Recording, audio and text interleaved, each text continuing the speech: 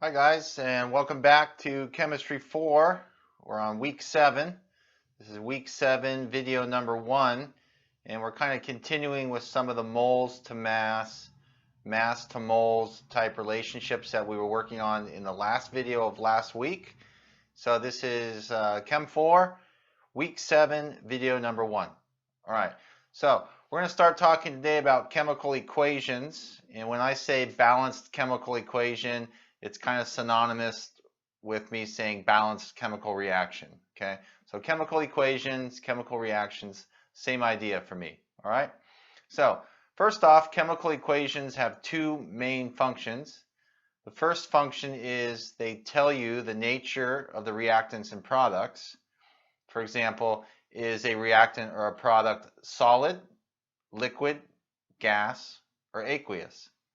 Now, the main focus for us will be number 2, and that is that chemical equations or chemical reactions, when they're balanced, they tell you the relative numbers of reactants and products. So as an example, right out of the gate here, the combustion of methane gas.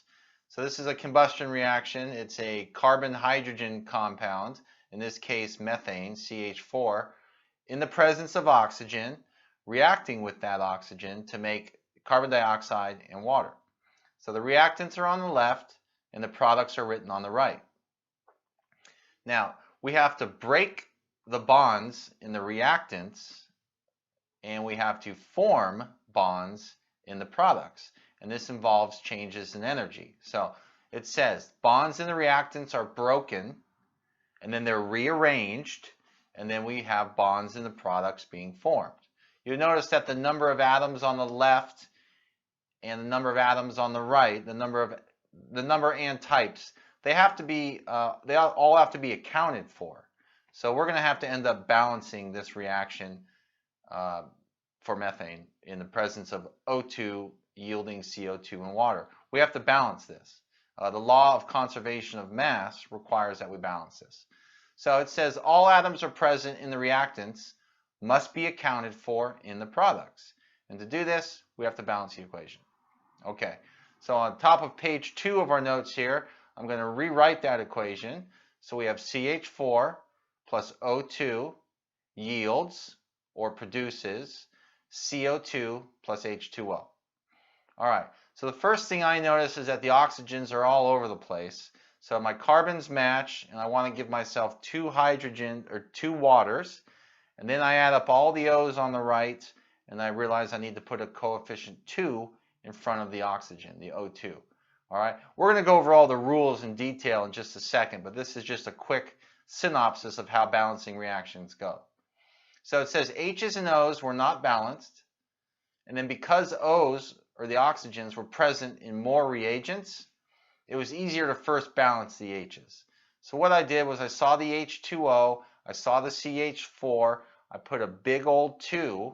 By big old 2, I mean it's called a coefficient, and then I balanced the oxygens last.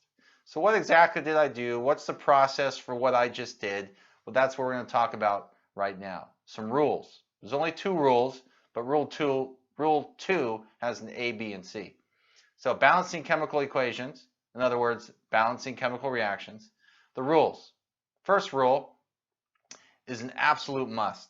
You have to write the correct unbalanced reaction. That means you have to know all the formulas. Okay? This is why we work so hard on naming compounds. Given the formula, what's the name of the compound? Given the name of the compound, what's the formula? This is why we spent so much time trying to learn all that stuff. Number 1, write the correct unbalanced reaction, making sure all the formulas are correct. And then once you have that down, you're never going to change the formulas. Rule number 2, balance the equation by adding coefficients. These are kind of large whole numbers. By large, I mean they're larger than the subscripts within the formulas. So balance the equation by adding coefficients in front of the proper formula or formulas. Okay, so A, first thing we would do is you can balance sometimes just by inspection, just by looking at the reaction if it's simple enough. B suggests that we leave the hydrogens and oxygens until the end. And this is because they show up in so many of the compounds, okay? They're not always saved until the end, but by and large, we want to leave hydrogens and oxygens till the end if we can, all right? And then subset of rule number 2, letter C, keep polyatomic ions grouped together. Remember that big list of polyatomic ions? Sulfate, SO4 2-, carbonate, CO3 2-, nitrate, NO3-, phosphate, PO4 3-. We want to leave these guys as chunks. So in this example, Na2CO3, that's not 1 carbon and 3 oxygens. Okay, that's, well, we have the NAs. That's 2 NAs plus, and then 1 chunk of CO3 2-. Okay, it's 1 chunk of carbonate that we would have to balance on the left and on the right. All right, so let's get into some examples, and I'm also going to name the type of reaction as I do it. All right, balance the following chemical equations. Now, if you ever see an S, it means a solid. If I ever happen to write L, it's a liquid. AQ is aqueous, and G is gas. And those are usually in parentheses at the end of the formula. So, for example, this is solid copper plus silver nitrate yields silver metal, solid, plus aqueous copper 2, copper Roman numeral 2, nitrate. Remember how we learned how to name stuff? All right, so this is actually a single replacement reaction. Copper is coming in and singly replacing Ag and taking nitrate for himself. So I balance my 2 nitrates on the right with a coefficient 2 on the left. All right, B, this is calcium hydroxide plus H3PO4, which is phosphoric acid. It yields water and calcium phosphate. Now, I'm going to go ahead and rewrite H2O before I balance this. Why am I going to do that? You don't always do it, but I see an OH, a hydroxide on the left. It's generally easier if I split my H2O up into H parentheses OH. So I'm going to rewrite that after I finish this blurb here, which says, when H2O is on the opposite side of hydroxide ion, OH-, it's much easier to rewrite H2O as HOH. So here I'm just going to rewrite it. I'm not going to balance it yet. That's next. CaOH2 plus H3PO4 yields H parentheses OH plus Ca3PO4. I have 4 things to balance here. Okay, that's not 1 P and 4 O's. That's a phosphate chunk. All right, so this hydrogen is part of hydroxide ion. So we're talking about the when we have the OH on the left-hand side of the equation, and I'm going to write the balance equation again. But the H is part of hydroxide, so it's not counted as a lone hydrogen when you're balancing. All right. So what I have is I have CaOH2 plus H3PO4, and I technically have, quote, no hydrogens no hydrogens in my CaOH2, but I do have 2 hydroxides. So I have 4 things to balance. I see I have 3 CAs on the right, put a 3 coefficient. That gives me 6 OHs, put a 6 in front of the HOH. Gave me 6 H's. I go and put a 2 in front of the H3PO4, and usually the last one checks out.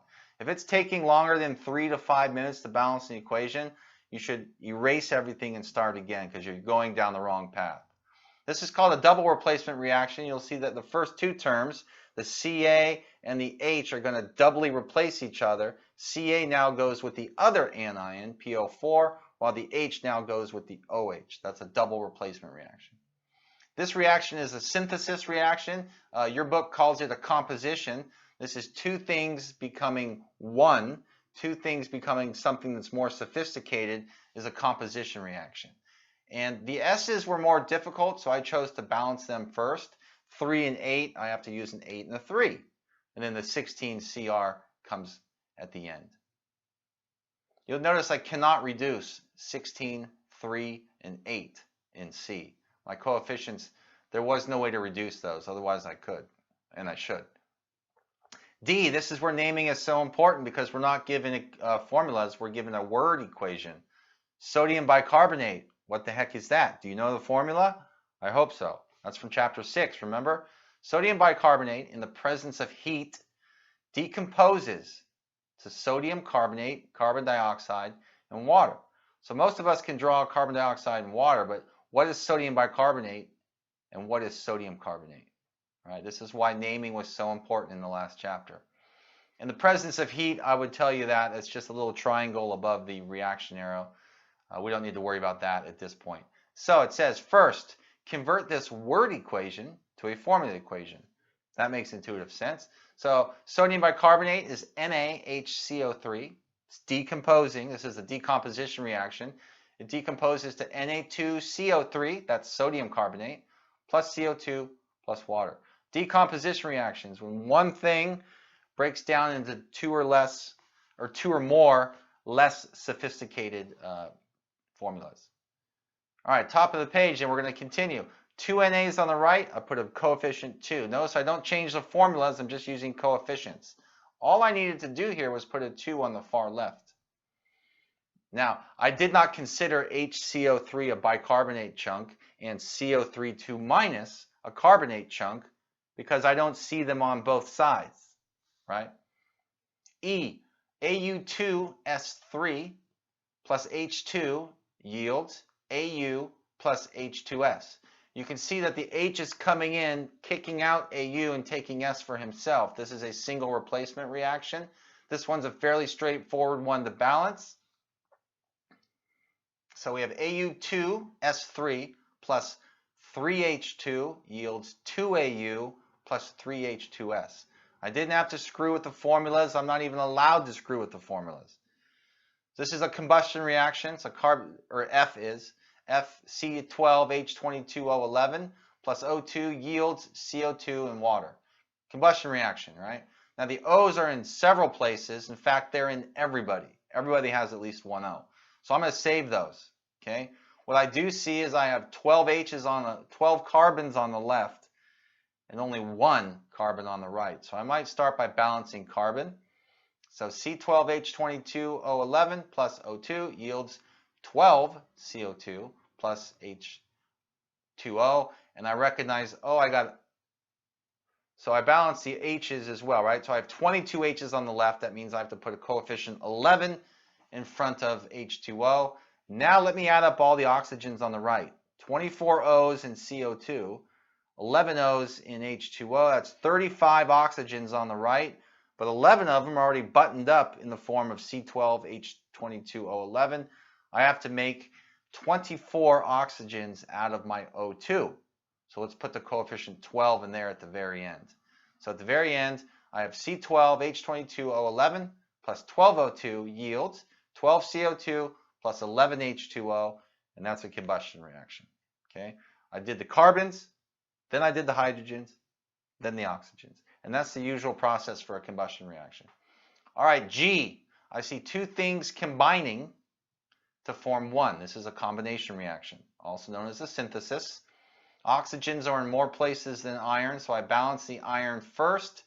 And then I have to put a 1/2 O2 in order to make this work. Now, clearly that's temporary, and it is. So I got there, it's balanced, but I have to multiply this entire thing through by 2, because I can't leave it 2FeO plus 1/2 O2 yields Fe2O3. I have to have whole number coefficients. So if I multiply everything through by 2, talking about multiplying the coefficients through, I have 4FeO plus O2 yields 2Fe2O3. So this is balanced. I cannot reduce the coefficients moving left to right of 4, 1, 2. So this is done. All right. Example. Is the following chemical reaction properly balanced? 8Fe plus 6O2 yields 4Fe2O3. Well, if you add everything up, it's balanced. But look at the 8, the 6, and the 4. I can reduce these, right? And when I say I can reduce these, I mean the 8, the 6, and the 4 are all divisible by 2. I can move the coefficients to lower numbers and get the proper balanced equation. So this is going to be 4Fe plus 3O2 yields 2Fe2O3. Okay, everything's balanced, check, and 432 cannot be reduced, check. All right. Now, in the next video, we're going to start to use balanced chemical reactions. If they're already balanced, great. If they're not balanced, we have to use what we learned in this video, and then we're going to learn to go from moles to mass, from mass to moles, from mass to molecules, from moles to molecules, moles to atoms, all that stuff that we learned in some of the previous videos. But now we're not going to do it just for one substance. We're going to use the balance equation and bunny hop around and solve for moles or mass or atoms or molecules of whomever we're asked to solve for in the balance equation. And that's coming up in the next video, so you should just click the link and watch video number 2 right now. All right, thanks.